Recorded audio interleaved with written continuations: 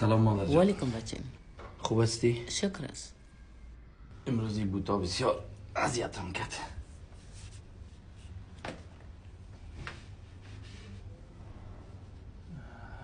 ایره خودت خط خور کردی؟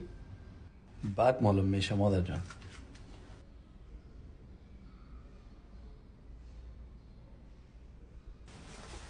مادر جان چی پخته کردی؟ یک چیز پیدا میشه که تو بخوری. مادر جان امروز بسیار یک روز خاص است. چطور؟ بالاخره پروژه را گرفتیم.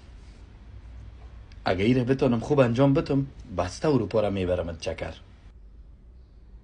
هی بچه، همی که تو خوش جور باشی به من همه چیز است. از مال همه چیز گذشته.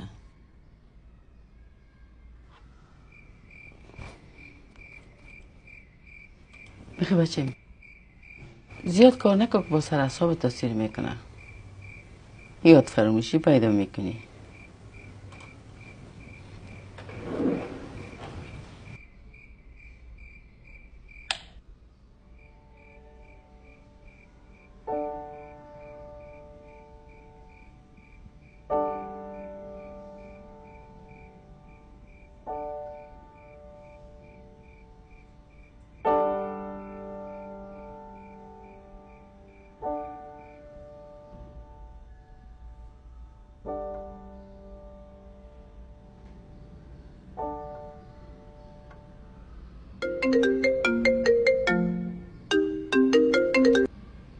بله.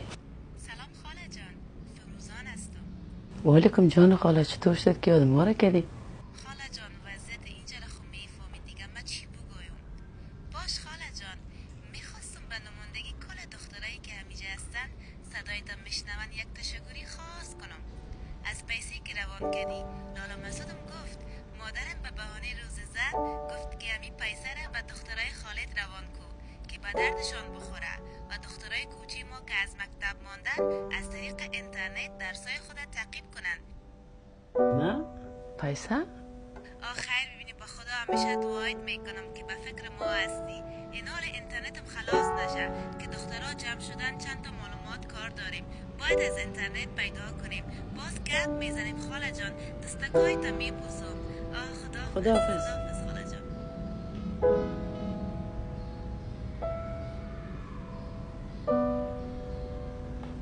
آفرین گل مادر.